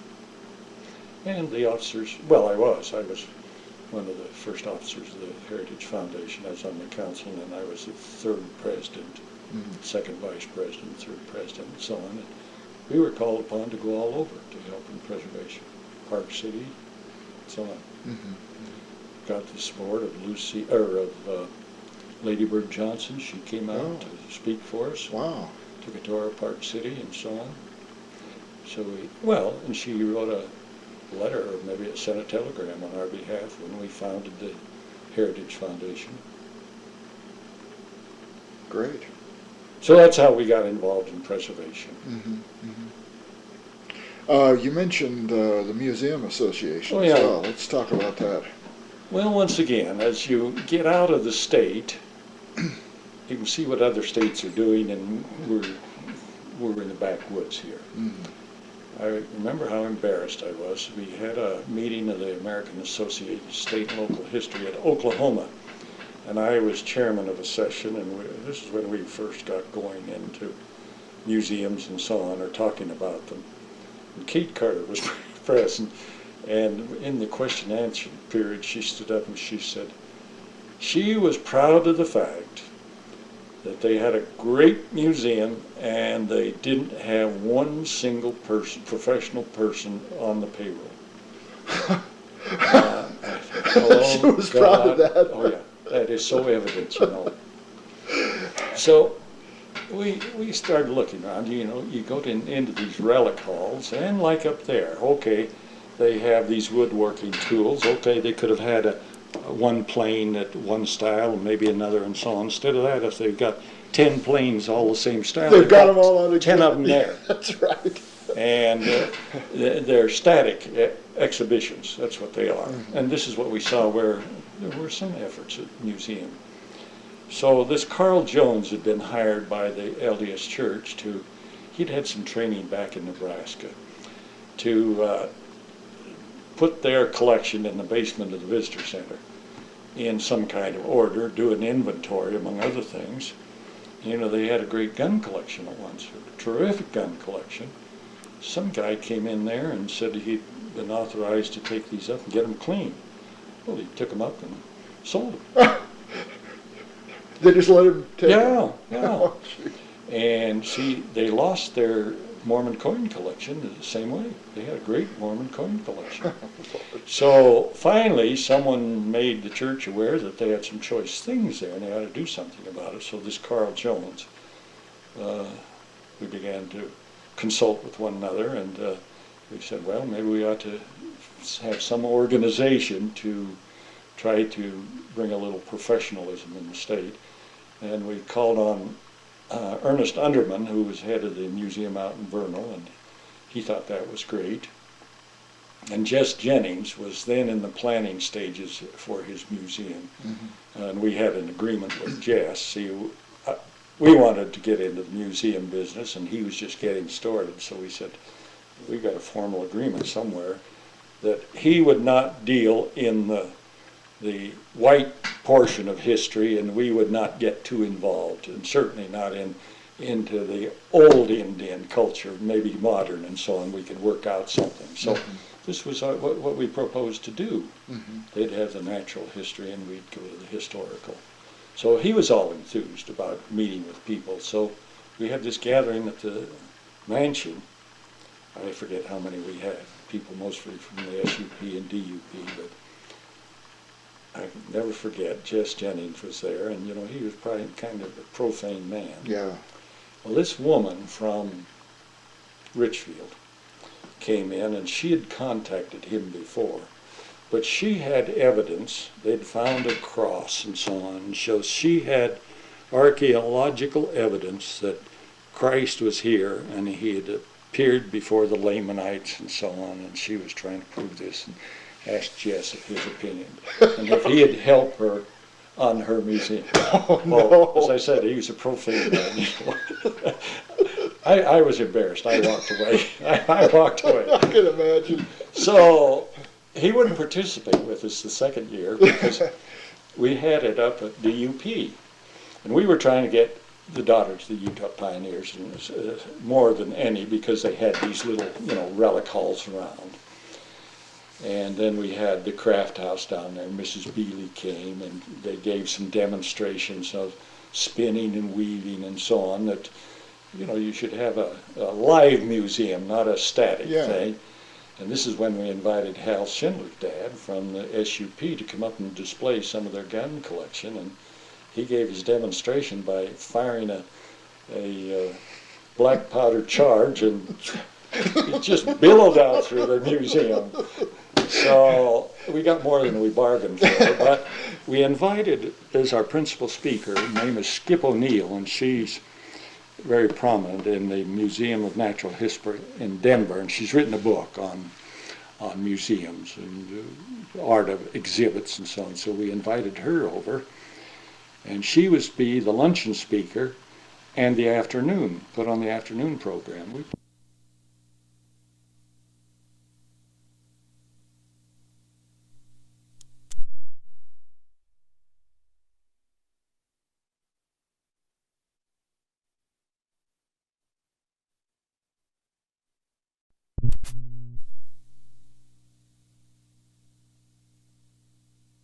He looked around at the exhibits there in the museum, and she was going to have a slide presentation, and she said, came up to me and she says, I can't do that here. She says, every slide I have showing a bad exhibit. You can just walk out here and see it. You don't need the slides. No. She said, I won't do it. So I had to scurry around because we were having lunch in the Temple Square. Well, they finally had a room big enough to accommodate us. And she then gave her slide presentation. Well, shortly after that is when I guess I went up to you and they had me on their Park City program, and I was to talk about, once again, preservation up there. And you sent out special invitations, and they sent one to Kate Carter, and she just sent it back and wrote on the back, I will not attend. She sent it to me personally. I will not attend, and you know the reason why.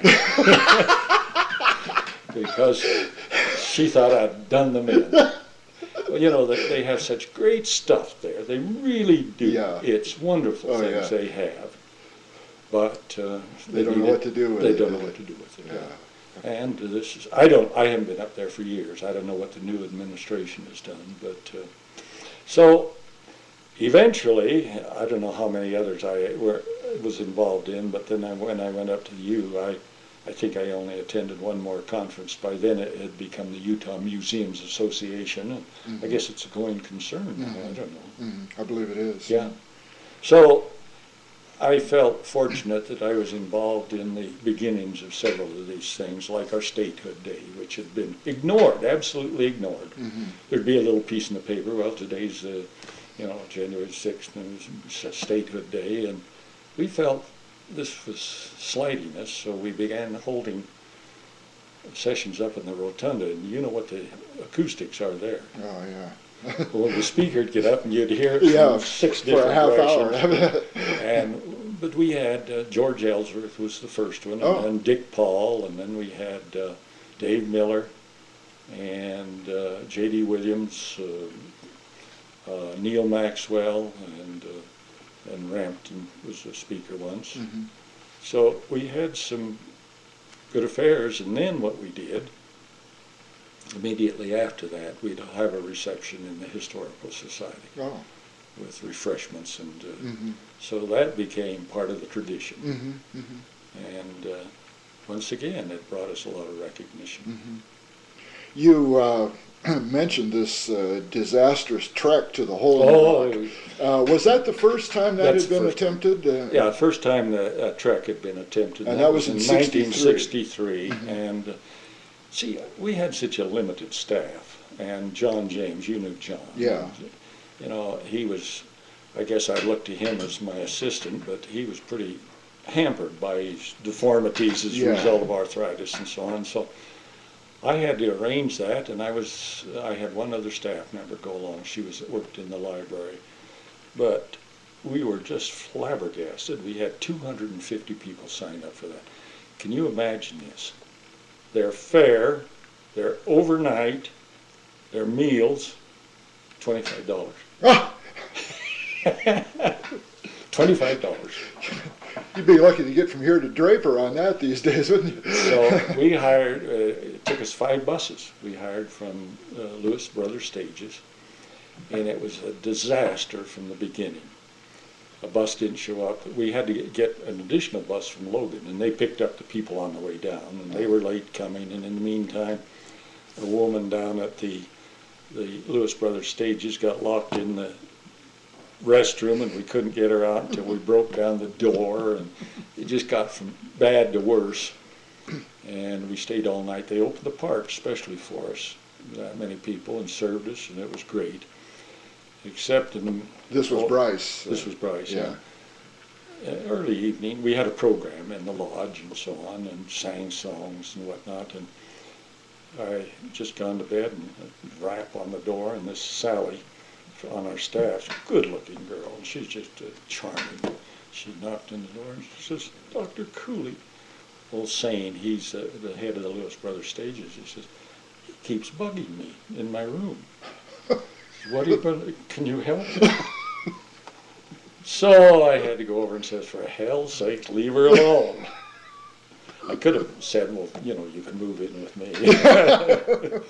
Well, anyway, Now, this guy from the stages was supposed to have arranged, he and I had made a preliminary trip down to Escalante and on to the rocks to see what we could do. And we talked to some people in Escalante and said, oh, don't worry about it. We'll take care of it, you know. So we got down there and there was no transportation because the buses couldn't go beyond Hole in the Rock. I mean, Dance Hall Rock. Yeah. So from there we had to transfer to trucks.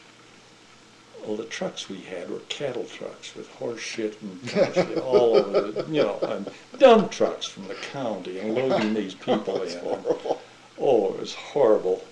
And we got out there and no shade or anything, and a lot of people didn't hike down. There were 50, 60 people, I guess, hiked down. This is before the water started rising in Lake Powell. What time of year was this incident? This May. Oh, okay. So things this are is why getting they, warm then. this is why they'd opened the park especially for us to I see. accommodate us, see? Uh-huh. And so some woman, and we tried to persuade her not to go, and she insisted. She came on this trip to participate in the pioneer spirit, and she had a heat stroke down there, and they had to carry her out.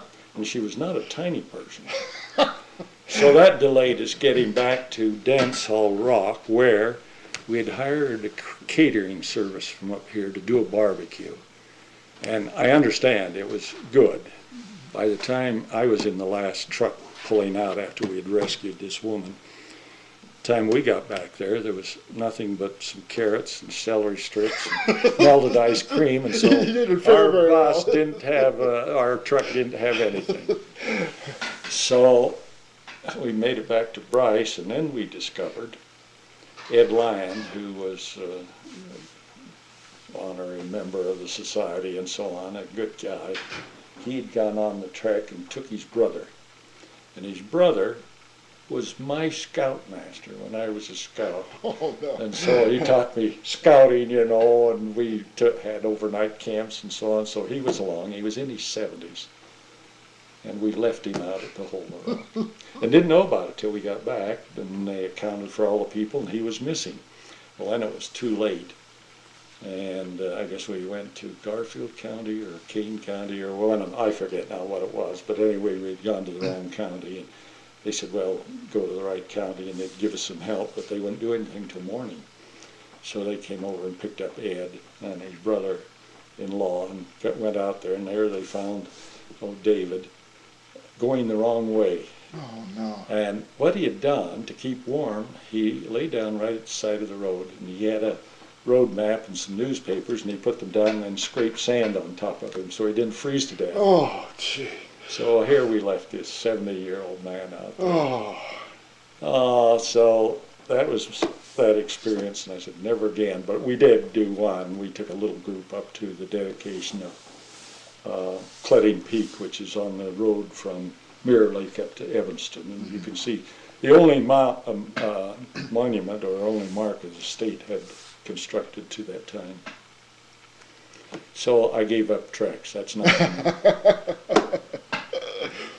But to take 250 people, that was foolhardy in the first place. Where did the idea of the trek come from to begin with? Oh, that was about the time of the publication of Dave Miller's Hole in the Rock. Oh, yeah. Book, and there was a lot of talk of it. He gave a program once at the society, and let's go, Oh, yeah. Great. So, like a fool, I took it on. Actually, we had several of the board went along. Oh. And Sam Weller says it's the greatest thing he ever participated in because we got out the monument. He took a couple of guests. There was no water. We provided some soft drinks. So they had a couple of bottles along. He said, oh, this is great. Did you know Olive Bird?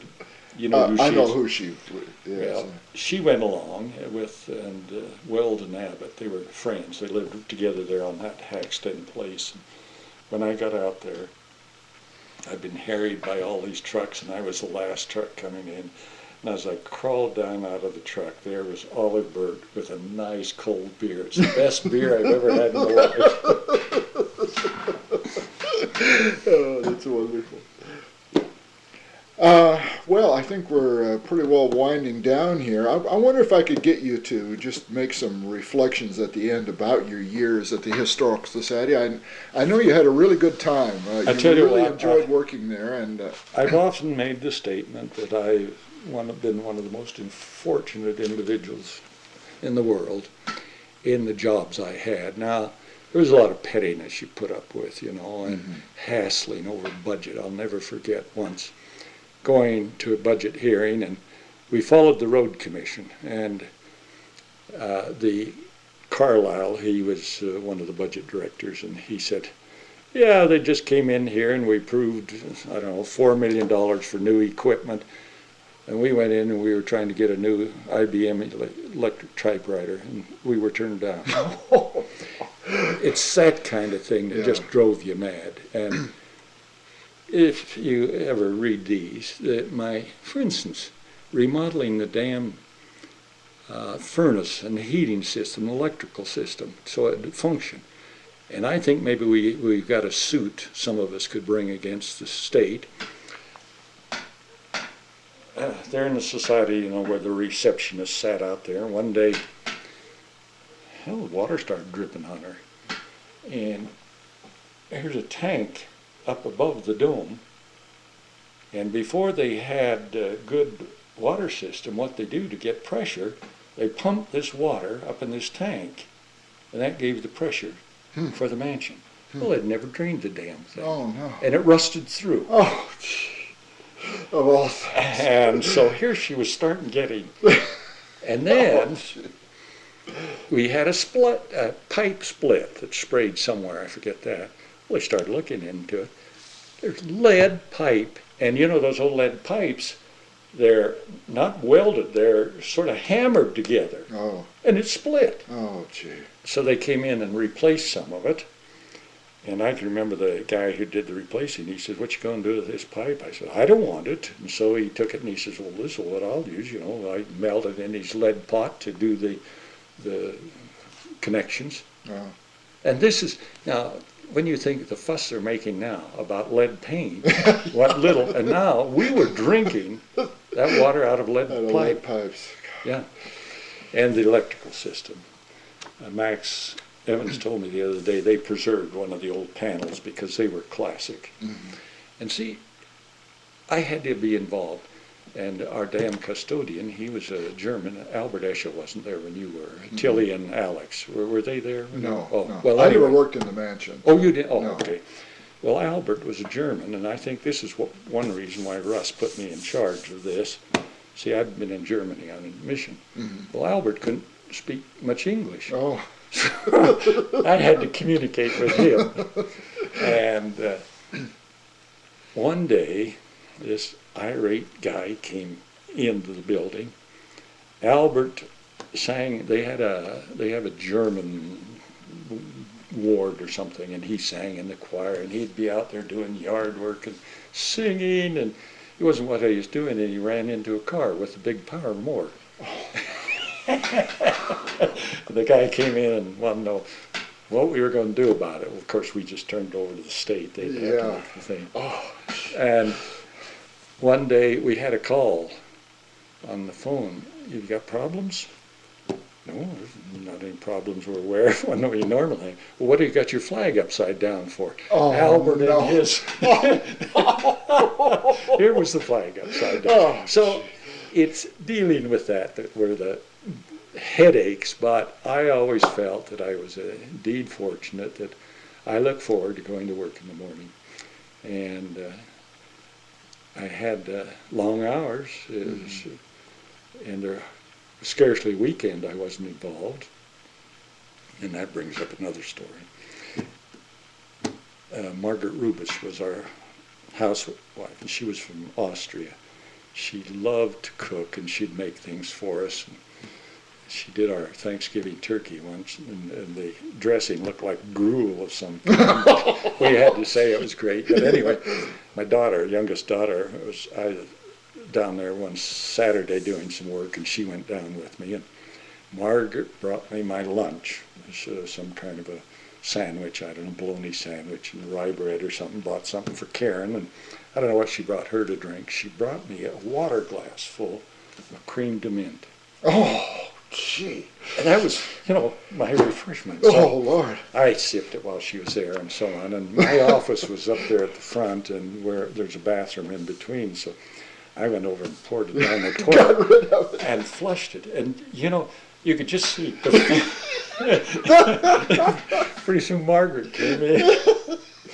Did you spill it? And I said, oh, yeah, we spilled it. I never had to drink cream de mint like that Lord. again. So those are some of the interesting things. And this France Dalton, who was the first custodian, he was custodian for Blood and Ma and Lee. Oh. So he'd been there a long time.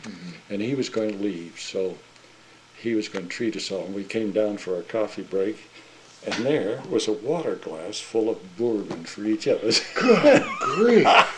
Thought he was treating us. Oh, man. So those are some of the great times we had.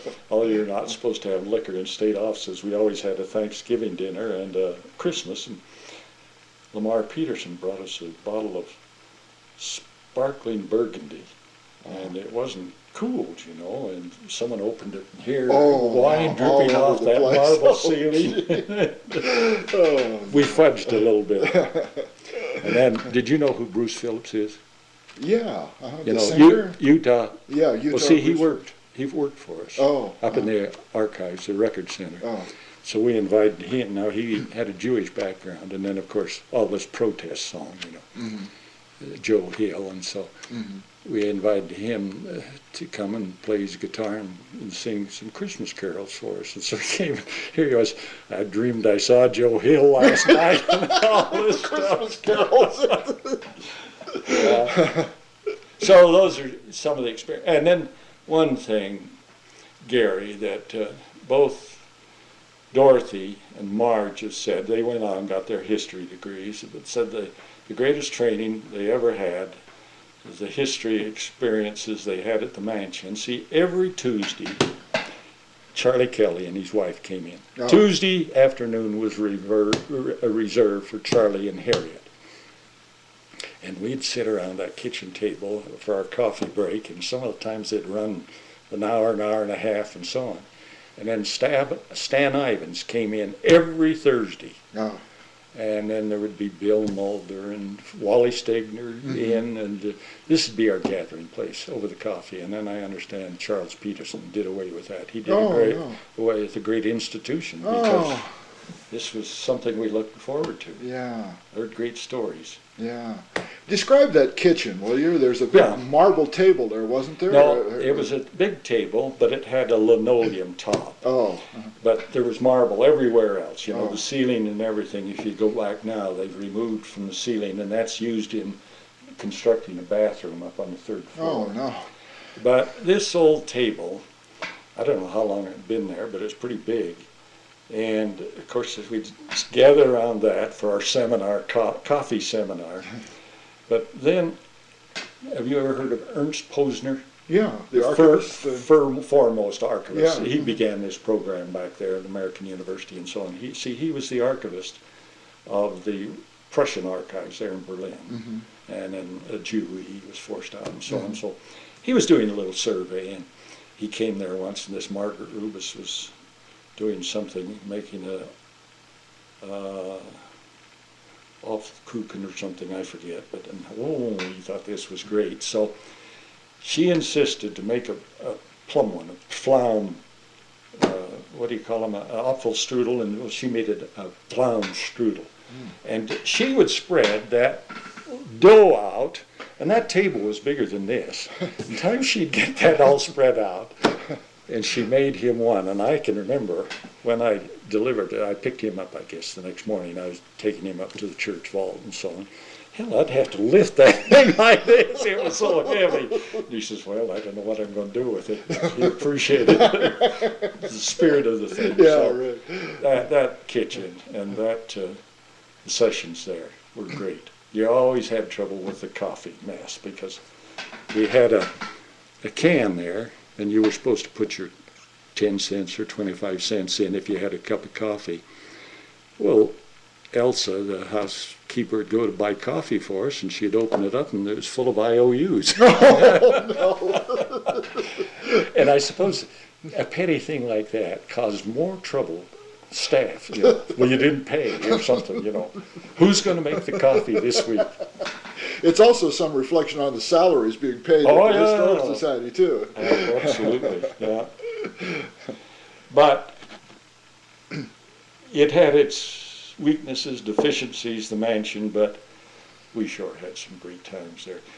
In this I wrote, I used the term gemütlich. You can hardly sense this big thing being gemütlich, but it was. Mm-hmm. For instance, we'd walk in the morning when Miss Dalton's there, and here was a fire welcoming us in the upstairs in the library and down there in the hall. Oh, wonderful. And just things like that. Yeah. So great. Yeah. After being cooped up in one room up at the Capitol. Yeah. So. Yeah, we had some great times. And enjoyable. The great staff. In most cases, wonderful board. Mm-hmm. Jack Goodman, Glenn Snarr, Lyman Tyler, Theron Luke, Howard Price. Some of them didn't know what was going on, but had a good time. Incidentally, yeah, go ahead. John had a library budget of $2,000 a year. Now, at the end of the fiscal year, if we hadn't used all our travel money or something, we had John compile a list of want books, and we'd go rushing down to Sam Weller's and spend our last appropriation. When I got up to the U, this is right after the Marriott money came, and one of the first books I bought was a science collection, and it's called Celarius. History of the Universe. And we paid $6,000 for it. For one book. And I didn't sleep for a week, spending that kind of money. And then we bought a Book of Commandments. And it's the thing now, I'm sure, is worth $75,000, maybe even $100,000. Because first it was Hiram Smith's, the notes in there, Hiram Smith. And then it went to an Oakley family. And then John Taylor married an Oakley, so when he inherited the book, we bought it from John Taylor's son-in-law for $2,000. Good grief. And now they're... Oh. And see, we have the only known copy, autographed copy of the Book of Mormon, Joseph Smith's autograph. And we got that from the John Witzel collection. And of course, Mark Hoffman was fascinated with this. I'm sure. And he'd come in and study that and so on. And pretty soon, another autographed Book of Mormon showed up. And he sold it to this guy down in Orem. Oh, He'd studied this well enough. Yeah, I had it down. And he wanted that Book of Commandments in the worst way. He offered me the Joseph Smith blessing. Joseph Smith. He offered me the salamander letter. I didn't ever have any dealings with him. We didn't buy a single thing from him. Oh, good. So, well, that's amazing to spend more on one book. Three times the yearly book budget for the Historical Society. Well, see, the first, maybe it's the second year, my book budget was $100,000. Wow. From the Marriotts. We bought a science collection of rare books and then Overland journals and so on. See, we have the only known copy that appear in the Wagner camp, several of them. Wow. So we have unique copies. Takes money to do that. Yeah, it takes money. Yeah. Yeah.